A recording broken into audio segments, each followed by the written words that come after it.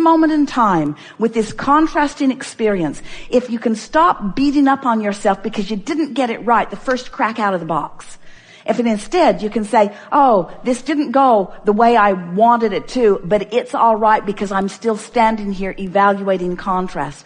That's the peace that we're wanting you to find in this. So often, as you listen to us for a while, and you want to be deliberate creators, and you want to do the grid work, and you tried to get in the vortex, and you're trying to pay attention to the way you feel, and you're making an effort to be more the person that you want to be. And then when something that you thought you wanted doesn't turn out right now the way you wanted it to, then that second guessing starts happening. Then you start asking yourself, what did I do wrong? And if instead you can say, I didn't do anything wrong, this contrast is part of what's right. This contrast is part of the clarifying thing. It's part of the clarification that is helping me to identify more clearly what it is I do want. If we could just convince you that you want a creative plethora of opportunities to pull from. You don't want limited ones. And the contrast is just filling in the colors and the textures and the opportunities, you see. If we could zap you with something, and of course we can't, but we can know it so strongly that as you're willing to listen to us for a while, you'll begin to get it. You are in a really, really good place. You're asking really, really good questions. Your desire is really focused in a strong way. And this conversation that we've had, which was solely offered to soothe any angst you have about being in a wrong place, that's what every process that we've ever offered has always been about. To soothe your angst about any wrongness that you've done, because you're not doing anything wrong by standing in a place you don't want to stand in. When you're standing in a place you don't want to stand in, you're firing off rockets that are going to serve you. And if you can revel in the contrast and appreciate the variety, instead of condemning your lack of wisdom to be in a better place right here and right now, if we could parade before you just the masters that you have revered as a culture, every one of them would tell you, I wouldn't give up one miserable moment, because every one of them helped me become who I ultimately am. No one likes to hear, you create your own reality when things are not going well. But here is something that will really, really work for you. Let's back up just a little bit. Very often someone will say, I want to feel good, and I often do, until I look at you doing that thing that you're doing, which is keeping me from being in alignment. So you need to stop doing that thing you're doing so that I can be in alignment, which is totally giving over your power to them, because you can't control them. And they want to feel better. Don't you think they would feel better if they could? They're not doing it on purpose, you see. And so then as you begin to understand that you have the ability to stay in alignment no matter what they are doing, that you have the ability, but you got to practice it when they're not there. You got to practice it when it's easy. If you will establish your grid before you walk into that situation, then it's easier for you to maintain it. And here is a specific key that will work nearly every time. Go general. In other words, that's where people make their first mistake. You go out of the vortex and engage, recognize that you don't feel good, and then try to do something about it. So what are we saying? This is really an important conversation. This is our favorite thing that we've ever said to anyone ever. Ever, ever, ever, ever, ever. Don't try to fill your own grid in. That wasn't it. Our favorite thing that we've ever said ever is, when you align with the energy and the inspiration is pouring forth from you, the probability of them coming into alignment with you is much greater, because you've practiced the vibration in advance. Now here's what we're getting at. This is the statement that we so want you to take away from this gathering. If you will decide that you are going to create your own reality in advance, not in the middle of an out of the vortex moment. And you know, almost all of you are attempting to do the most of your creating in an out of the vortex moment. You wait till something goes wrong and then you say, give me a process. I got to do something. I got to get back into alignment. I got to do something. But it's too late. It's like you've jumped out of an airplane. It's at 50,000 feet. You have no parachute. What do I do? What do I do? Just give it a minute. It'll be over soon. That's what happens. And we really mean that. In other words, just write it out. Don't try to fix it, because you'll do more damage. And by more damage, that's not the word that we really want Dester to find. You'll do more practicing of a vibration that's going to come back and bite you in the... We don't want her to say that either. If you just chill, just let it play out. Don't fight it. Just let it play out. Don't try to make it a teaching moment. Don't try to make it the moment that you're valiant. Just let it happen, because the grid's already filling in. So that's what we're saying. That's what we're saying. You got a grid going and it's filling in. Just live with it. But set an intention to do better grid work. Better grid work later. We've been calling that prepaving for years. If you'll do your grid work in advance. Don't you love knowing that you have the ability to contour your vibration all day, every day into precisely that which will please you? And don't you love this cooperative universe that is showing you the components that are equaling the vibration that you've got going on?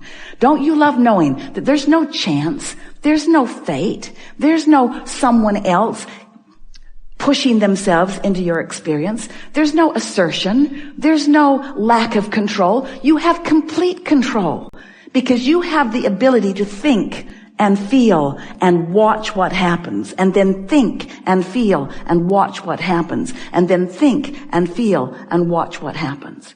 It's so wonderful to be in mindful, deliberate control of your own vibration. Because things are always working out for you, no matter how it looks in any point in time. Things are always working out for you. And as soon as you acknowledge that and begin deliberately applying your ability to think and feel, and then watch the cooperative, benevolent, loving universe say, here you go, just what you ask for. Here you go, just what you ask for. Oh, didn't mean to ask for that. Well, here you go. Just what you asked for. Didn't mean to ask for that either. Well, here you go. Just what you asked for. Maybe I need to rethink this. Maybe I need to rethink it and refeel it and rethink it and refeel it and rethink it and refeel it. Here you go. Just what you asked for. Much better. Think about the difference between getting up, not meditating, not coming into alignment, not doing positive aspects, and not establishing yourself in your grid. So imagine not doing any of that. You just sort of blunder into your day.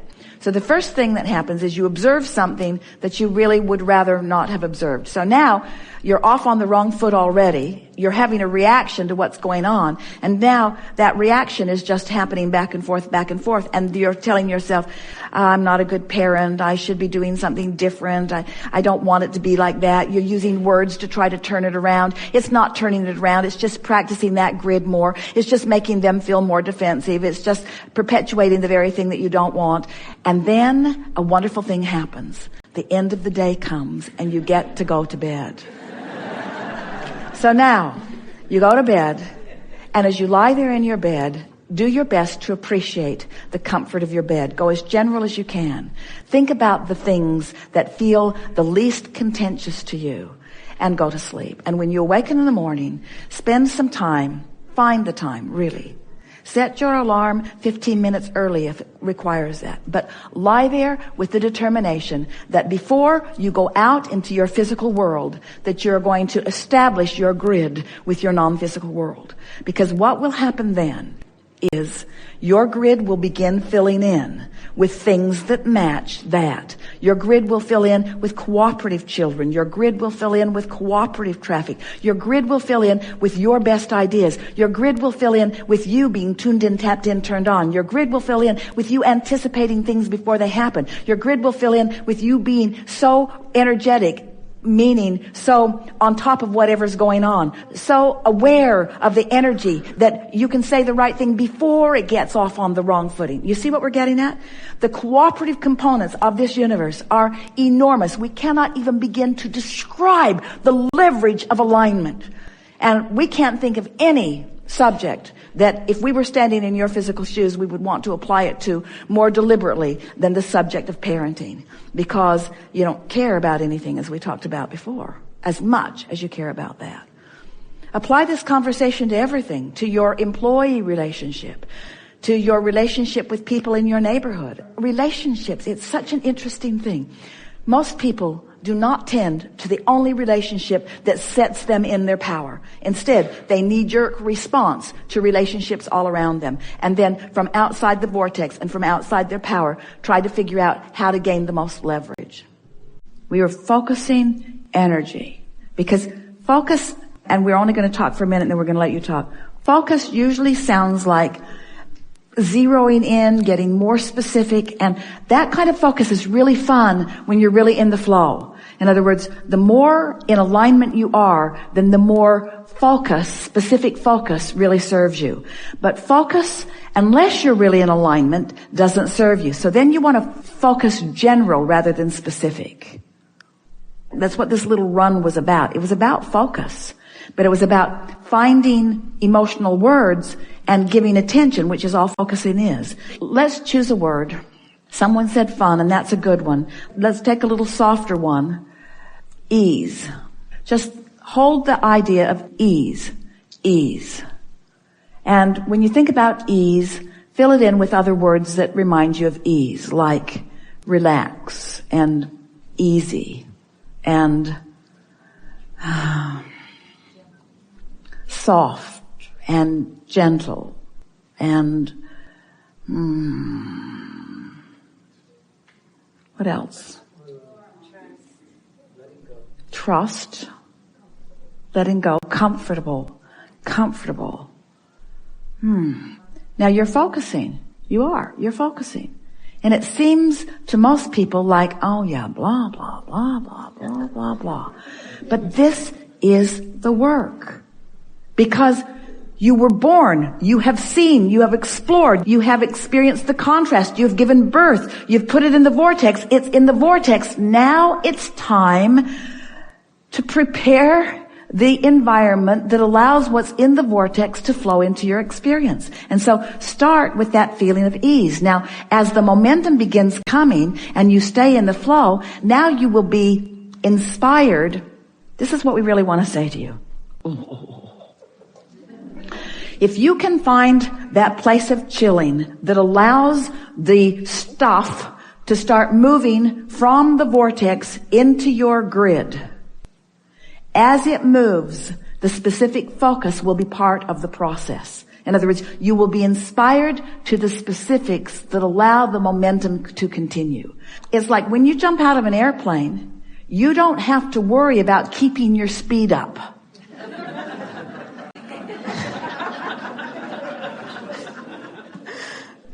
Or when you're on an incline, you stop pedaling usually. Or you let up on the gas a bit. You get a sense of what we're talking about. Yes. So if you trust, that's a good word, if you trust that what you put in the vortex is there, and it is, and now you are using your focus to focus yourself into enough ease that will allow the momentum to begin. The momentum will carry the rest. And something like focus or impetus or speed is not part of the process. You don't have to keep momentum going. That's what we want to say. You don't have to keep momentum going. You just have to stop doing that thing you've been doing that slows the momentum. There. That's the answer to all things. We're done. Go home. We've enjoyed this interaction more than words can explain, and we've been way out there on the leading edge. We want to compliment you on your willingness to sit and listen to us talk incessantly about the laws of the universe and about the emotions that move through you. We know for sure that as a result of your willingness to just listen, that your vibration has been moved to a different place than it was before we had this conversation. It only takes 17 seconds of non-diluted focus in order to shift vibration, and you have been giving far more than that. 68 seconds of holding yourself in a vibration of well-being will shift your vibration, your point of attraction dramatically enough that that grid must fill in and must fill in today. So we're looking forward to the evidence that you will discover of this energy shift that has taken place as a result of this conversation.